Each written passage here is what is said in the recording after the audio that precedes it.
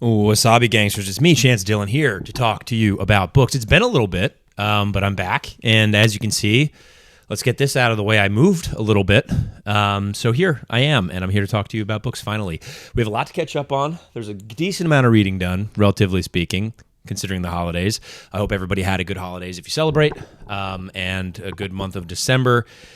Boy, oh boy, we had a lot of work done. I'll get to the writing stuff later in the video, but right now we're going to talk about books that I read. I finished Shadows Upon Time, finally, and boy, what a finale. Christopher Ruocchio knocked it out of the park, and what a great series. I can't tell you if it's ahead of Malazan right now. I think it's ahead of Malazan right now. I'm currently reading Dust of Dreams. I have Crippled God after that, and we'll see where this series ranks at that point. But right now, Sun Eater is currently ahead. I just absolutely love this book.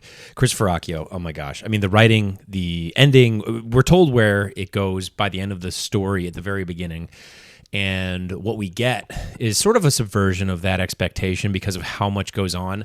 And there's a lot of play with the narrative and the actual framing narrative, which was done excellently. And there's some theories out there that I really like. And all things considered, I think that they're probably the case in terms of in Christopher Ruocchio's mind. There are things left to interpretation, which is another thing that I really appreciate when an author can do so well. And Christopher Ruocchio absolutely did that. He left us with something to think about, and that is what makes this series a part of what makes the series so great. Obviously, I will say that Hadrian's character was probably at the peak of, like, if you didn't like Hadrian in book one, I wasn't crazy about Hadrian as a character in book one. Obviously, like, we have to see this person evolve. I thought he was a great character. It wasn't somebody who was like such a super standout to me in the beginning, other than obviously some of the framing that we get. But throughout the series, I felt like Hadrian Marlowe as a character just grew and grew and grew, and we grew with him. And in this book, I will say that it felt like we hit that plateau. So I think all of this pacing considered, I think it ended probably exactly where it needed to end. I think Christopher knew exactly what he was doing, but we hit a plateau of our character Hadrian, which is not a criticism per se, but just something that I noted, which is fine and sort of expected, you know. So that is what I finished reading. I'm currently about 350 pages into A Dust of Dreams by Steven Erikson, a book 9 of Malazan Book of the Fallen. We are almost there, guys. I just did a video recording with for Nikhil Kapakars over at Shelf Esteem. His channel, he's doing a most anticipated reads of 2026, including books in current series that we were reading, and Crippled God was one of mine. I put 2. You can go check out that video if you want to see the other. And boy, oh boy, this book so far, the scenes that we're getting, I think it's like 3 or 4 primary scenes that we're starting to see sort of evolve around each other. I think more than that. Just with how certain characters and gods and this and that, and it's I don't want to give too much away because this is a book 9 of a series. It's gonna be really hard for me to talk about without giving spoilers, so I'm gonna try my best. But we get a lot of characters that we see earlier in the series, and we sort of see this convergence happening.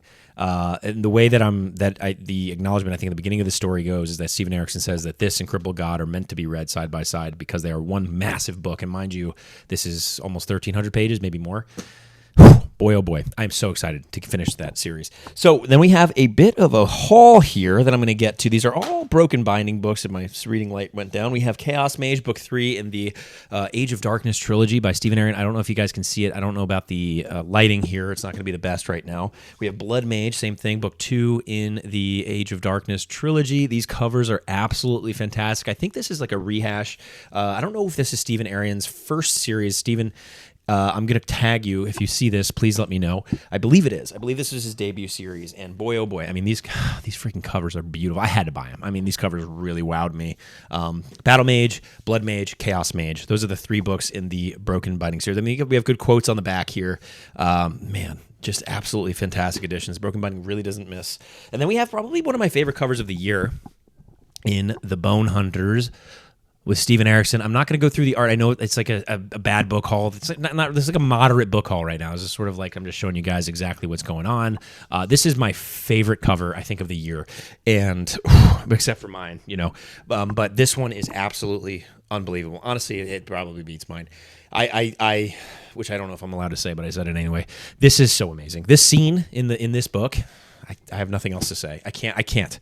Book 6, so good. Midnight Tides, we have another amazing scene depicted here. I know the naked hardback of this one is actually also fantastic for Midnight Tides. Or sorry, this is House of Chains, which also has a fantastic naked hardback. It's probably my favorite naked hardback of the entire of these 3 books that we got in the Malazan Book of the Fallen. And then we have Book 5, Midnight Tides. I mean, just come on, guys. These are unreal. Obviously, the lighting is kind of screwy. That's my bad. I think I'm just sort of getting the hang of like this environment and being able to film again, and we'll see how it goes. Then I picked up The Ice by Ron Cahill. My next Blood and of the Bound and the Broken read will be The Ice here. I probably have to get to that. I'm going to get to that before Empires and Dust. And then we got this cool trading card from Broken Binding that came with the band. By Nicholas Ames. We got the special editions of those through the subscription. We got Kings of the Wild here. Also a fantastic naked hardback on this puppy. And then we got Bloody Rose here. I mean, geez, man. They do such great work. Right? Come on. And we got some more quotes back here as well. All right, guys. So that is the haul. I know it was quite a bit to get through. I can't wait to go putting those back on the shelves. Oh, man.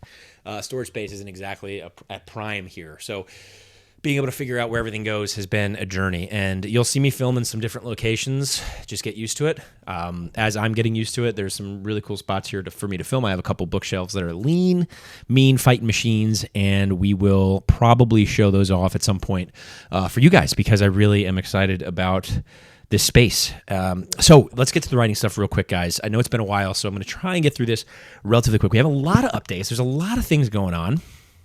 We have a couple art pieces being worked on currently, one by Robert Chotia, and then I announced another cover through my launch editions of Book 1, Mercy, Tears of the Fallen, and Book 2, Mercy, Ill is the Fate. This one comes out in March. My sister was kind enough to get me these for Christmas, which I'm so stoked to put on the wall when that happens. Boy, oh boy.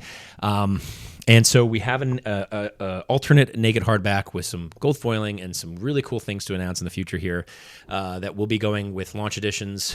I will announce where those will be printed at a later date.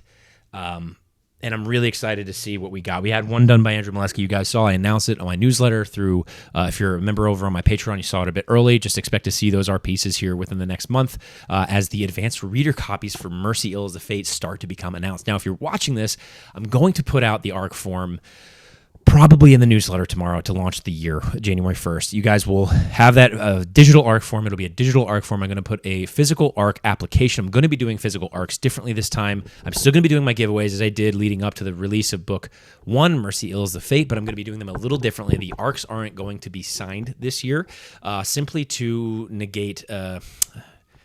Honestly, it is a bit of a cost thing. And also, it's a bit of a logistics thing, like ordering the books, getting them, like the time that it takes to get them versus the time that I could just send it out to you directly from Ingram. It's a little bit faster. So I'm going to do an application phase for the physical ARCs. I'll come up with some questions for you guys to answer if you're interested in applying for the physical ARCs. There will be a standard I have to set in terms of setting them out. That said, the digital ARC form, fill that out. If you want to read Mercy, Ill is the Fate early, fill out the digital ARC form for Mercy, Ill is the Fate. As far as the physical ones go, again, I'll still be doing giveaways every week. They'll still be conducted leading up to the release of Mercy, Ill is the Fate. Probably, I would say, launching in mid to late January. We'll try and square that away. I have to obviously get everything formatted. Right now, I'm going to get into the writing stuff. So Dave Butler, we finished our second round of edits. I'm currently working through it. We're 2/3 of the way through Mercy, Ill is the Fate with the developmental edits. And currently, Gracie York has the first 2/3 of Mercy, Ill is the Fate, and she is working as well through the copy edits of the book. So we're still in the editing process. What's happening is because of the sort of an extension of a timeline that took place, I needed to come up with a plan to sort of get the ARCs out to you guys sooner. So what happened is Gracie did this in thirds for me for Mercy, Tears of the Fallen, just to be transparent. She cut it into thirds in terms of her sending it to me. So I was like, okay, well, what if I send it to her in thirds as I go through it? And that way she can start the copy editing process as I'm finishing up the dev editing process, so we can sort of streamline everything kind of going through to the point where you guys have a copy of Mercy, Seals of Fate ready to go and ready to read. I have a couple beta readers reading it right now, say in the same facet, like in thirds. So I'm going to be getting feedback from them as Gracie's working on the copy edit, so I can kind of take her copy edit notes. I can take my beta reader's notes, and then we can kind of work through those two things in unison. And the goal is before the end of the month to get you guys arcs to read. In that time, we'll have some art pieces coming out for you guys to see, and which I'm really, really excited about. We have a couple competing piece concepts. There's one concept, obviously, with Robert that I'm working on, the final concept for the book, and we are going to see if that competes for the naked hardcover of book 2. What I might do actually on my Patreon is put up a vote for you guys for free. Like everybody can go over there and just vote. Stay tuned for that. I'll probably put it out on my newsletter and send a link out there.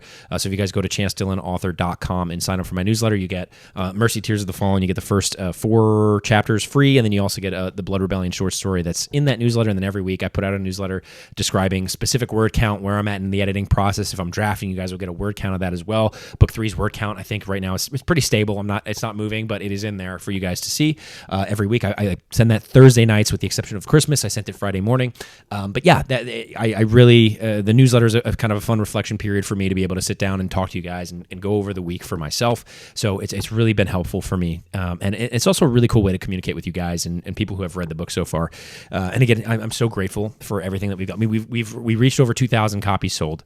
We hit over 200,000 pages read on Kindle Unlimited.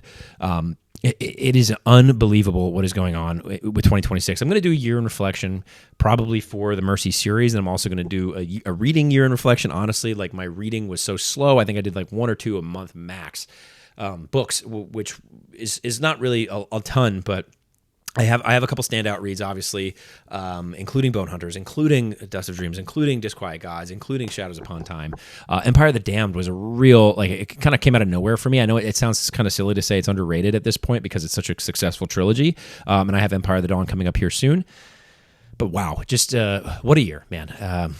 A lot has happened. A lot has gone on for me to think about and reflect on, and I'm really, really grateful. There's so much gratitude to my family, to my friends, to people in my life, people that I love, and people that have given their love to me. I'm just so grateful, and I cannot wait to get Ill as a Fate out to you guys. It's so exciting. What is going on in this series is going to really, man, it's so cathartic for me, and it's bizarre because not that many people have read it. Yeah, and then just knowing where book 3 is going and knowing where the series is going to end over Thanksgiving, that actually, I knew where it was going to end, but how we got there was something that I needed to discover. And sort of broad strokes painting, we sort of got more precise in exactly where the story will be going. And that came to me over Thanksgiving, over the break of me not filming.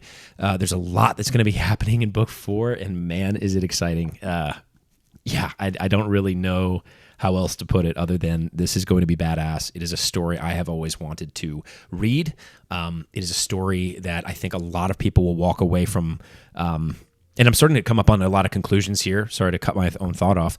I'm coming up on a lot of conclusions in some series here. I have The Return to Edan coming up. I have Empire of the Dawn coming up. I have Crippled God coming up. I just finished Shadows Upon Time. There's a few others in there that I'd like to get to in terms of trilogies. It's not hitting me right now what I'm thinking of. I have Strength of the Few in the new year to hit, and man, I'm going to set a goal to read Hyperion in 2026, among others.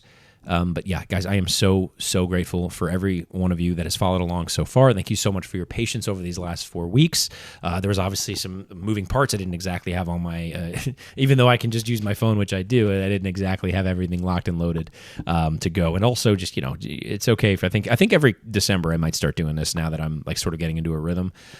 So that way next year I'm prepared just to like enjoy the holidays, be with my family, be present. I'll still send out my newsletter, but for as far as videos go, these video journals go, I think those 4 weeks of the year I might take off just to get ahead of it. Because the holidays are always, so back and forth, running, moving, going this place, going that place. So it might help me to just like set that aside and set the expectation for you guys as well. So that way it's not just caught off guard. But yes, I'm so grateful for everybody. You'll see me filming in different locations in this place. And I'm so excited for everything that 2026 has to bring. You guys have, I know, like you have an idea. Like you have an idea. Mercy Heals the Fate is coming out. No audiobook news, not yet. You guys have no idea. That's all I'm going to say. There's a lot that that I have started to, the lame as it sounds, manifest, and it's really exciting, and I cannot wait. I cannot wait to bring you guys everything that's been cooking. And that's it. Please leave in the comments below if you guys would like to see like a reading year in reflection from me. Feel free. Please leave in the comments below. Tell me what you're reading. Tell me about your year. Tell me about your 2026. Tell me about your holiday season. Tell me about everything. Please leave a subscription or leave a comment and then subscribe if you guys want to hang out. Every week I do these videos on Thursday nights. I'm filming this today on Wednesday. But yeah, I will see you guys next week. Oh, you guys thought I forgot about my awkward silence.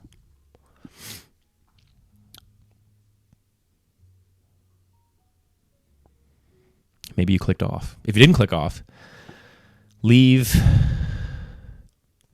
the word egg in your comment somewhere. That's all I got to say.